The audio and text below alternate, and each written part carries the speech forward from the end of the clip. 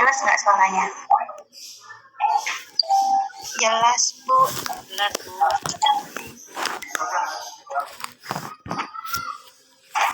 Oke.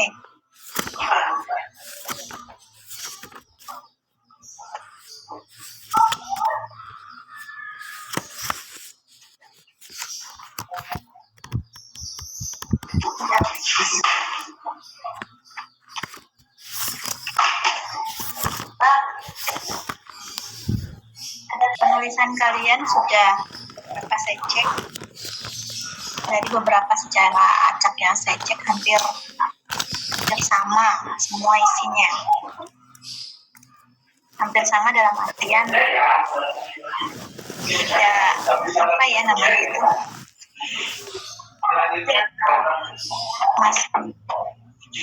masih banyak perlu direvisi. Saya sudah mengirimkan file PPT pas mata kuliah pas pertemuan pembahasan bab 3 enggak? Ada enggak? Ada kan? Nah, ada. Kenapa kok tidak diikuti itu? Jadi beberapa yang saya cek banyak yang membuat bab 3 versi sendiri. Nah, jadi kalau bahkan ada yang lucu gini saya baca. Jenis penelitian ini adalah penelitian deskriptif kualitatif. Mata kuliah kalian apa? Penelitian tindakan kelas.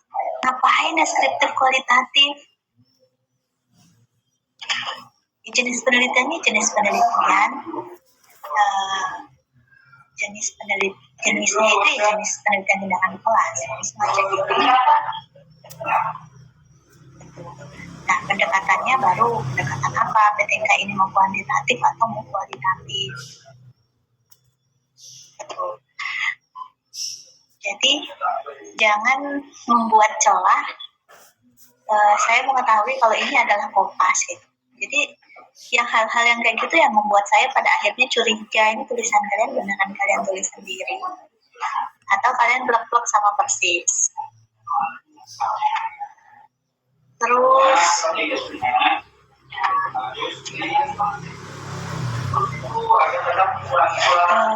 bentar, saya apalagi yang kemarin saya cek di bagian latar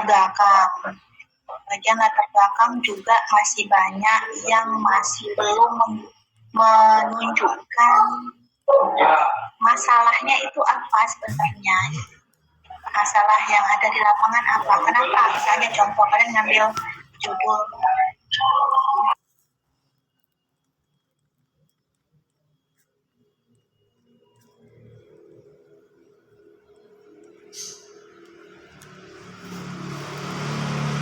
judul meningkatkan kemampuan berbicara anak melalui metode bercerita. Nah, kalian di dalam dalam latar belakang itu kalian harus tunjukkan apa masalahnya. Kemampuan berbicara anak ini kenapa memangnya yang ada di lapangan, yang ada masalah yang ditemui itu kenapa? Nah, melalui metode bercerita, anak diharapkan lebih mampu. Kenapa? Apa keunggulan metode bercerita itu? Nah, itu contoh ya, itu yang masih banyak teman-teman yang masih menuliskan seperti itu. Nah, jadi di sini dia cuma bilang berbicara itu seperti apa, kemampuan bahasa seperti apa, kemampuan berbicara seperti apa, terus masalahnya seperti apa, udah. Padahal di judul dia menunjukkan bahwa ada metode bercerita, metode mempelajari gitu, tapi tidak dituliskan di bagian keunggulan. Kenapa dengan metode ini? Kenapa harus metode ini yang digunakan? Kenapa bukan metode yang lain? Itu yang harus ditunjukkan juga di bagian pendahuluan. Terus bab 2 belum saya koreksi. Di bab 2 itu yang jelas teori-teori pendukungnya harus masuk. Misalnya judul kalian tentang itu tadi, kemampuan berbicara melalui metode bercerita dengan media boneka jari. Artinya di dalam bab 2, kemampuan berbicara itu aspek perkembangan apa? Aspek pembahasan. Berarti harus ada masuk di dalam bab 2. Kemudian metode bercerita harus ada masuk di bab 2. Media boneka jari harus ada masuk di bab 2 gitu. Coba saya cek ada enggak. Nah, ini cuman dituliskan metode bercerita. Harus beda, metode bercerita itu tersendiri. Kenapa? Apa keunggulannya, kelebihannya apa, langkah-langkah yang bisa digunakan biasanya seperti apa. Boneka jari juga tersendiri. Kenapa boneka jari? Kenapa medianya boneka jari? Kenapa bukan yang lain? Keunggulan boneka jari seperti apa? Dia misalnya simpelnya seperti apa gitu.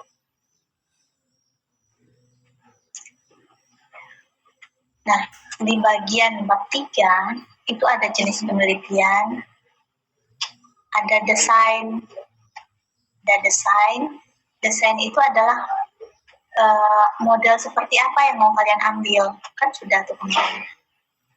Kemudian di desain itu kalian jelaskan tahapan modelnya itu, tahapan secara umum modelnya itu apa.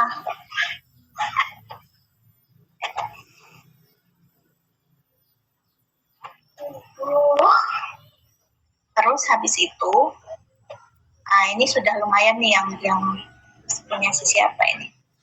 Ada waktu dan tempat, ada subjek, kemudian kalau bedanya dengan desain dengan prosedur, kalau prosedur itu adalah rencana pelaksanaan tahapan per tahapan kalian. Jadi tahapan perencanaan kalian mau ngapain. Nah ini tuh sudah dijelaskan ya kemarin.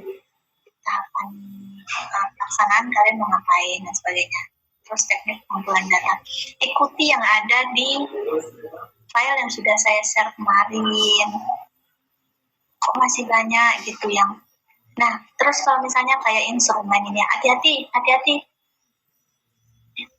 Kayak misalnya, ini instrumennya mepet ya, kolomnya ada banyak, 1, 2, 3, 4, 5, 6.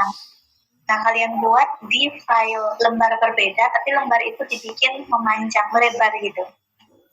Bikin melebar.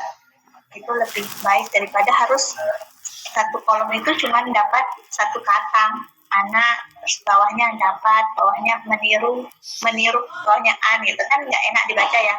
Jadi tabelnya ini sekalian langsung di lembar berikutnya, tapi lembar berikutnya pakai format yang landscape ya, format yang miring. Kan bisa itu digabungkan. Di blok tabelnya, kemudian langsung format kertasnya itu langsung diganti landscape. Ya nanti otomatis.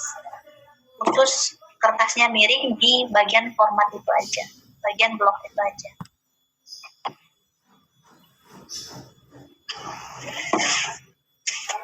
Nah, ada lagi yang menuliskan bab 3 itu langsung lokasi dan waktu penelitian, kemudian subjek, objek, terus bagian C metodologi penelitian apanya. Bagian bab 3 pelaksanaan penelitian. Siapa yang bilang bab 3 itu judulnya pelaksanaan penelitian? Itulah kadang-kadang kalian. Makanya di sini saya kenapa saya minta tatap muka online supaya kalian semua bisa menyimak apa yang jadi bahan revisian kalian ke depannya, supaya ketika nanti mengumpulkan hasil yang dikumpulkan itu sudah bagus. Terus tulisannya tolong dirapikan, kata kiri kanannya. Nah, terus dalam penulisan, kalau masih A,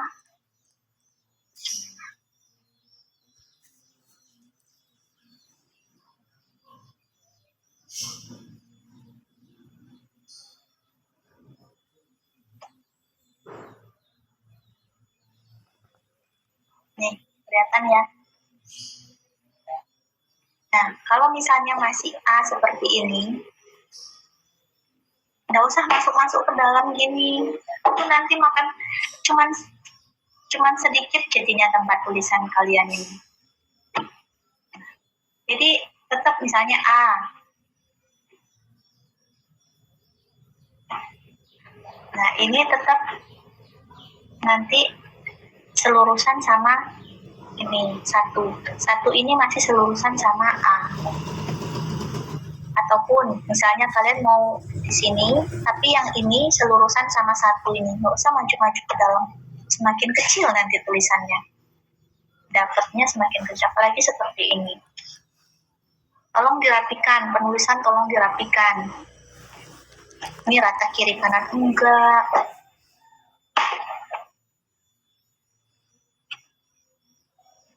Ada beberapa memang yang sudah bagus. Nah, coba ya saya tunjukkan yang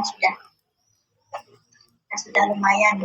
Nah, coba kita lihat. Nah, ini bab 3 itu bukan pelaksanaan penelitian. Tolong dicermati. Bab 3 itu adalah metode penelitian. Terus yang pertama itu kan jenis, desain. Kalian tuliskan desainnya mau kayak apa. Kemudian tahapan desain itu apa, ada perencanaan, pelaksanaan, observasi. Kalian jelaskan secara umum. Kemudian waktu penelitiannya kapan, tempat penelitian, subjek, prosedur. Kalau gini kan coba kalian bandingkan dengan yang tadi. Kalau gini kan lebih rapi. Prosedur, siklus. Nah, siklus ini dijelaskan siklus 1 ngapain, siklus 2 ngapain, teknik pengumpulan data, observasi. Kalian bisa melihat sendiri. Nah, ini yang saya bilang tadi. Ini dipisahkan aja. Ini dipisahkan, nanti ini dipisahkan ke dalam lembar kertas yang berbeda. Ini dimiringkan aja, biar nggak satu kolom satu kata, satu kolom satu kata, susah bacanya. Jadi di landscape-kan aja ini, nanti di blok, baru di landscape. Nah, dari sini aja kalian sudah bisa melihat bentuk tulisan yang memang sudah sesuai yang kayak apa. Ini yang saya maksud. Bandingkan ya.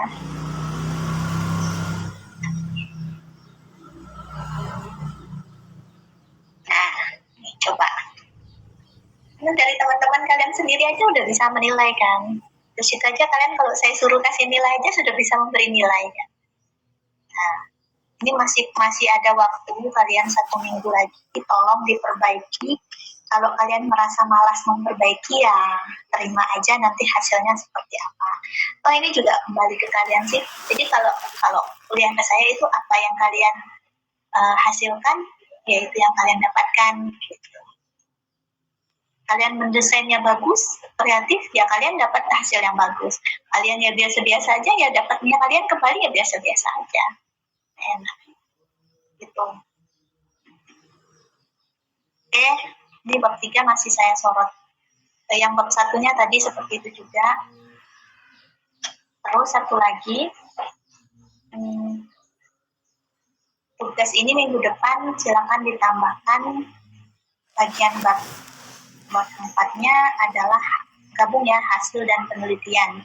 Jadi langsung kalian bahas hasilnya seperti apa, hasil yang kalian dapatkan kalian tuliskan dan kemudian kalian bahas. Nah, contoh seperti ini ya. Kalian bingung gimana lagi cara nuliskan hasilnya? Contoh gini. Nah, rumusan masalahnya adalah bagaimana kemampuan bicara dengan metode bercerita. Itu adalah rumusan masalah. Nah, jadi ketika kalian menuliskan hasil nanti, kalian tuliskan sesuai dengan ini. Nah, bagaimana cara meningkatkan kemampuan berbicara anak? Berarti tahapan-tahapan yang kalian lakukan sesuai siklus kalian tuliskan di bagian hasil. Jadi misalnya siklus 1 kalian melaksanakan apa, hasilnya seperti apa. Jadi dijabarkan, dideskripsikan, dijabarkan, kemudian kalian lihat seperti apa hasilnya, apakah sudah ada peningkatan. Kan tujuannya untuk meningkatkan. Apakah sudah ada peningkatan? Kalau misalnya belum, kalau misalnya kalian menganggap itu sudah ada peningkatan, dibuktikan dengan hasil yang seperti apa. Kemudian kalian bandingkan sama teori bahwa anak umur sekian itu seharusnya sudah mampu seperti ini. Hal ini sudah ditunjukkan dengan hasil anak di siklus 1 sudah mulai menunjukkan kemampuan yang seperti ini. Paham ya maksudnya? Nah, itu harus didukung sama teori hasil kalian. Saya ulangi lagi. Misal di siklus 1, anak A, B, C, sampai J, ada 10 orang anak. Misal ya, contoh ya. Ada 5 orang anak deh, 5 orang anak yang kalian uji cobakan. Di siklus 1, 2 orang anak berhasil, 3 belum. Dikatakan berhasil ketika mereka sudah sesuai dengan apa yang ada di instrumen kalian. Nah, hal itu juga dibuktikan sama teori. Nah, teori si A ini mengatakan bahwa anak dikatakan mampu ketika ini. Hal ini sudah ditunjukkan oleh hasil penelitian saya bahwa anak A dan B sudah mampu melakukan ini. Paham ya maksudnya? Jadi apa yang sudah berhasil dilakukan pada saat kalian penelitian itu harus dituliskan dan didukung sama teori. Kalian mengatakan anak ini berhasil, kata siapa berhasil? Gitu. Kata siapa anak ini menurut kalian berhasil? Terus kategori dikatakan berhasil apa? Menurut teori siapa? Nah, itu namanya pembahasan. Kalau cuman hasil, ya kalian cuma nyampaikan hasilnya kayak apa.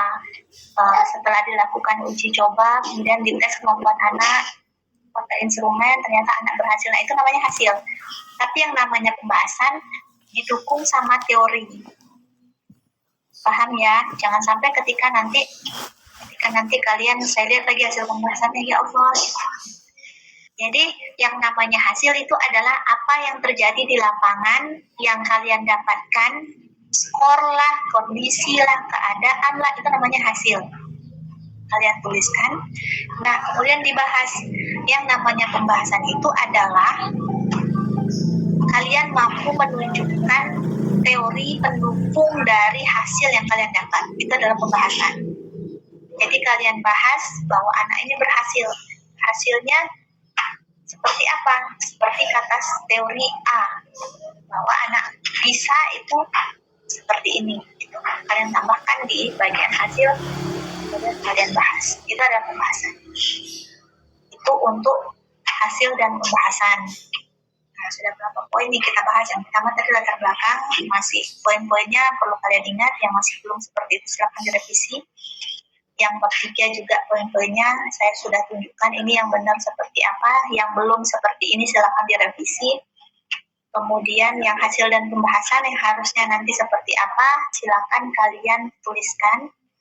Jangan lupa kesimpulan, instrumennya dilampirkan, kisi-kisinya kalau perlu. Jadi instrumen, kalau misalnya kalian punya instrumen ya, instrumennya itu jadi lampiran aja.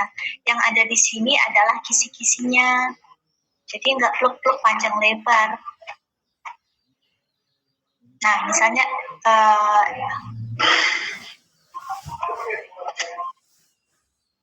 kalau memang misalnya kisi-kisinya sepanjang jalan kenangan kayak gini, oh ini,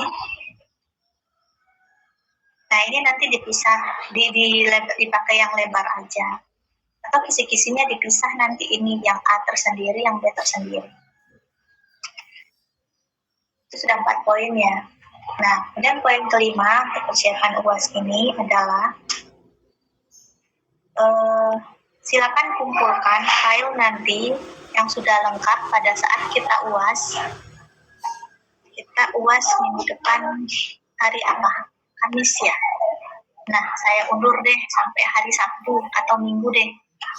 Nah, sampai hari Minggu deh, paling lambat hari Minggu depan silakan dikumpulkan lengkap dari bab 1 sampai bab 5 kesimpulan ya, bab 5 itu kesimpulan dasar sampai bab 5, kemudian kalau ada instrumen silakan dilampirkan, kemudian ditambah dengan hasil tes plagiasi kalian. Jadi silakan kalian cek Turnitin sendiri di internet, di Google banyak itu, cek Turnitin gratis, kalian cek Turnitin sendiri, kemudian kalian lampirkan hasilnya.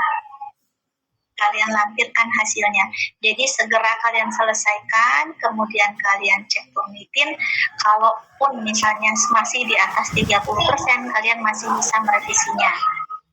Masih punya waktu merevisi. Merevisinya gampang kok. Jadi nanti kalian tinggal memparaphrase, mengubah kalimat tapi tidak mengubah inti kalimat. Paham ya? Misalnya kalian mau bilang Ani mau ke pasar menggunakan sepeda motor. Nah, menggunakan kata lain, hari ini Ani berencana akan menuju pasar bersama ibu menggunakan kendaraan roda 2, sama nggak? Sama kan intinya, tapi kalimatnya beda. Nah, itu namanya paraphrase. Itu yang kalian lakukan ketika nanti hasil cek Turnitinnya banyak yang merah-merah. Nah, bagian merah-merah itu yang nanti kalian koreksi. Kalian cek lagi, sudah turun berapa persen. Maksimal 30%, maksimalnya banget 35% lah masih bisa toleransi. Di atas itu sudah tidak ada toleransi. Kalau di jurusan kita kalau tidak salah 25%. Nah, jadi karena ini masih tugas dan proposalnya, kan hasil proposal itu banyak ya, masih banyak kemungkinan, itu saya masih toleransi di 35%. Yang masih 50% ke atas ya jangan harap dapat A. Supaya masih ada waktu, kalian silakan cepat-cepat selesaikan, kemudian saya bisa kalian revisi. Oke, itu sih poin penting yang mau saya sampaikan supaya jelas gitu. Karena kalau misalnya saya menjelaskannya lewat grup atau lewat PC, kebanyakan dari kalian itu tidak salah tangkap. Saya ngomongin apa, yang lain ngomongin apa gitu. Ini belum nggak masuk semua yang mahasiswanya. Habis ini ada yang ingin ditanyakan?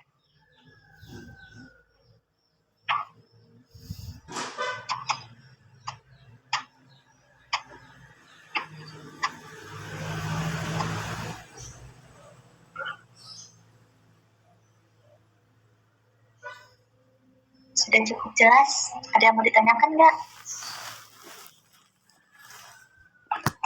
Kayaknya sudah cukup jelas ya, saya jelaskan dari awal. Bab 1 itu gimana nulisnya, bab 2 itu gimana nulisnya. Kata-kata pengantar itu nggak usah lah, nggak perlu. Yang penting bagi saya ada covernya, daftar isi oke lah. Ada bab 1, bab 2, bab 3, bab 4, bab 5. Kemudian ada kisi-kisi instrumennya. Nah, ini kan kalian sudah cukup banyak yang menuliskan. Sebenarnya untuk bagian hasil dan pembahasan itu tidak perlu banyak-banyak juga. Tapi yang jelas apa yang kalian lakukan sudah kalian deskripsikan dengan lengkap di bagian bab 4. Mendeskripsikan itu ya kalian menulis tahapan-tahapan yang sudah kalian lakukan dan hasilnya seperti apa gitu. Itu cara kalian menulisnya. Jadi jangan bingung, kalian sudah punya hasil, nanti gimana cara nulisnya gimana gitu. Jadi jangan sampai nanti di bab 4 pun terkena plagiasi. Karena itu kan sudah hasil kerja kalian. Nah, silakan kalian tuliskan. Kenapa saya menekankan adanya cek Turnitin ya, supaya kalian mulai dari sekarang belajar menulis yang baik seperti apa. Kalau enggak gitu ya, jadi hasil Turnitinnya dilampirkan di bagian akhir, mungkin setelah instrumen, pokoknya sebagai lampiran. Mau kalian screenshot kah, mau kalian download kah, mau kalian apa, hasilnya yang jelas ada. Hasilnya itu dia panjang itu ke bawah. Jadi hasilnya lengkap berapa persen, kemudian di bawah itu ada sumber-sumbernya, sumber-sumber terkait itu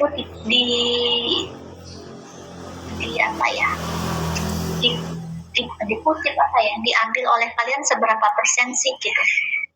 Jadi nanti ada banyak sumber nanti muncul itu. Mungkin ada 10 atau 20 sumber muncul ke bawah. Nah, dari masing-masing sumber itu nanti kelihatan, dari sumber ini ternyata 7% kalian ngambilnya, dari sumber ini cuma 1% gitu. Nah, itunya yang harus dilampirkan juga. Jadi saya bisa tahu, oh dari mana sih sebenarnya munculnya. Jadi kalau cuma 1%, ya itu kan kesamaan nama penulisan yang banyak di tempat-tempat yang lain juga dipakai. Tapi kalau sudah 7% dari setiap sumber ini 7%, sumber ini 30%, wah itu sudah, itulah yang dinamakan plagiasi. Berarti kalian sudah mengambil banyak tulisan di dalam sumber itu yang sama persis. Paham ya tugasnya? Paham? Ada yang mau ditanyain nggak? Ibu mau bertanya, yang validitas sama reliabilitas instrumen itu pakai apa? Sebentar, validitas dan reliabilitas itu sebenarnya kalau kalian membuat sendiri, ini kan instrumennya kita tidak memfokuskan ke instrumen ya kita. Yang penting kalian punya instrumen untuk kalian pakai untuk kalian uji cobakan. Jadi validitasnya kalian tulis seolah-olah kalian punya validitas gitu. Menggunakan kayak kemarin menggunakan validitas isi, tapi reliabilitasnya dikosongin aja.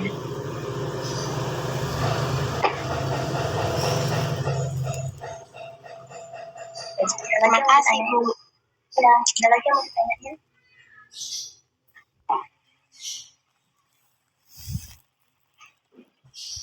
Yuk, mau nanya apa? Jangan sampai nanti bingung.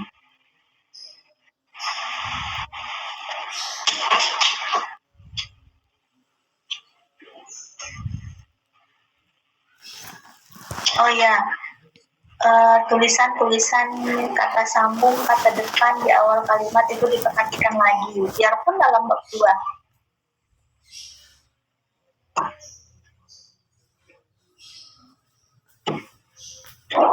Ibu mau bertanya lagi. Ya. Yang teknik analisis data sama indikator keberhasilan itu pakai. Nah, indikator keberhasilan itu adalah kayak sejenis pedoman penilaian kalian. Jadi kan kalian di sini menilai ya, menilai perkembangan kemampuan anak itu kan pakai instrumen. Nah, dikatakan dia berhasil seperti apa? Kan ada tuh. Dikatakan dia berhasil jika, contoh misalnya kemampuan berbahasa, dikatakan dia berhasil mengucapkan simbol, contoh ya, simbol bahasa itu, dia mengenal simbol itu ketika dia sudah bisa menyebutkan 5 simbol berhasil. Masih belum berhasil ketika dia baru bisa menyebutkan 3 dari target 5. Dikatakan belum berhasil ketika dia cuma bisa 1 atau itu pun dituntun. Nah, itu namanya pedoman penilaian. Nah, itu juga bisa dikatakan indikator pencapaian. Gitu. Jadi kalian buat dari instrumen yang ada itu, kalian buat pedoman penilaiannya. Terus untuk analisis datanya, kalian tuliskan saja bahwa ini dikaji secara kualitatif. Nah, kalau kualitatif kemarin kita sudah bahas nggak kajian data kualitatif itu seperti apa? Ya, bentar dulu aja sini. Nah, itu nanti dideskripsikan. Jadi nanti kalian jelasin aja kalau hasilnya ini ataupun hasil penelitian ini akan dideskripsikan gitu. Jadi intinya di sini kita hanya mendeskripsikan. Jadi tidak menghitung, tidak apa, kalau kayak gitu nanti ribet. Jadi saya tekankan lagi, intinya kita di sini hanya kalian deskripsikan hasil, kalian tuliskan hasil yang sudah kalian jalanin, kemudian nanti kalian bahas bandingkan sama teori, disesuaikan sama teori. Oke, ada lagi yang ditanyain? Nanti yang analisis data dimasukin rumusnya aja nggak apa-apa Bu, nggak usah dihitung. Kita nggak pakai rumus, kan saya bilang dideskripsikan. Deskripsi. Terima kasih Bu. Siang-siang bikin emosi. Kita itu nggak pakai perhitungan rumus kakak, kita itu pakai deskripsi. Namanya deskripsi artinya kalian mengarang indah sesuai dengan keadaan yang sudah kalian lakukan. Di mana letak rumusnya? Aduh. Ya, ada lagi yang bertanyain? Ayo nanya, kayak tadi kan biar jelas jalurnya. Untung nggak siapa namanya Fariza nulisin rumus di situ. Saya pertanyakan terus tanda tanyanya apa? Ibu ingin memastikan untuk subjeknya itu apakah boleh satu orang saja? Boleh. Kan saya kemarin bilang gitu. Satu orang boleh. Nggak harus 10, enggak. Yang penting ada proses peningkatan kemampuan gitu di anak itu. Oh ya, baik Bu, terima kasih. Ya, ada lagi? Ibu mau tanya mengenai kan katanya kalau plagiasi itu di Google banyak ya Bu, tapi kalau Ibu sendiri merekomendasikan pakai apa Bu ya? Nggak ada pakai apa-apa sih. Pokoknya cari yang memang paling minimalisirnya aja. Karena nanti saya ngecek juga di sini. Saya ngecek secara acak, saya nggak ngecek semua sih, acak-acak aja. Kayak ini saya mereksi kalian kan acak aja. Kan saya udah tahu nih kalian ini ini kemampuannya gini, ini kemampuannya gini. Jadi saya acak, oh si ini gimana nih hasilnya, si ini gimana hasilnya. Nanti mewakili. Nah termasuk yang turnitin nanti saya acak, tapi saya nanti mungkin pakainya pakai akun jurusan. Nah kalau kalian ya terserah mau pakai apa, tapi carilah yang memang minimalisir. Biasanya kalau sudah diturnitin itu jangan lupa dihapus filenya. Kayaknya ada deh yang apa? Kalau sudah dimasuk ke dalam akun turnitin itu, coba dicek bisa dihapus lagi nggak? Karena biasanya kalau sudah diturnitin itu filenya masih di situ, kecek lagi, dianggap turnitin lagi gitu. Padahal file kalian sendiri. Pernah kayak gitu. Jadi saya pernah pakai tugas kuliah untuk ngajuin jurnal. Nah, cek turnitin, pakai pinjam turnitin akun teman kampus lain. Ternyata diajuin ke jurnal, di jurnalnya dikatakan bahwa ini plagiasinya tinggi, padahal ya hasil ngecek turnitin sendiri, pakai akun teman kayak gitu. Jadi kalau ada memang fasilitas dihapusnya, hapus dulu filenya. Baru pindah akun lain. Ada lagi yang mau tanyain? Yuk nanya, daripada bingung. Udah cukup, kalau udah selesai kuliah kita. Ada lagi 48, mana 10 orang lagi. Udah cukup jelas ya. Dikumpulkan hari Minggu. Tuh, saya kasih banyak waktu. Kumpulkan hari Minggu. Jamnya terserah, mau kalian isikan 00 gitu terserah. Pokoknya hari Minggu saya terkumpul semua. Hari Senin saya bekerja untuk ngecek semua tugas-tugas kalian. Kalau tidak ada, terima kasih untuk satu semester ini. Semoga bermanfaat. Kita akhiri perkuliahan kita satu semester ini hari ini. Terima kasih sudah menjadi mahasiswa yang baik. Sama seperti kakak tingkat kalian, tiba-tiba ketemu pas BIMTEK tugas akhir, baru ketemu. Jadi saya langsung kenal, oh ini si ini ya, karena kan kelihatan di mukanya. Nah, jadi saya sudah hafal nih muka-mukanya, namanya ini siapa, namanya ini siapa. Beberapa yang nampil mukanya, nggak nampil ya nggak saya hafal juga. Mohon maaf apabila saya salah kata. Siapa tahu nanti dapat bimbingan saya. Persiapkan diri dengan baik. Mudah-mudahan ilmu kalian berkah, bermanfaat. Apapun hasil yang kalian dapatkan nanti, sekali lagi saya bilang ini adalah hasil kerja kalian. Kalian prosesnya bagus, insya Allah dapat hasilnya juga bagus. Kalian kalau biasa-biasa aja, hasilnya juga alhamdulillah pasti biasa aja. Ya, saya akhiri. Assalamualaikum warahmatullahi wabarakatuh. Waalaikumsalam warahmatullahi wabarakatuh. Terima kasih banyak Bu Melia. Terima kasih banyak Bu.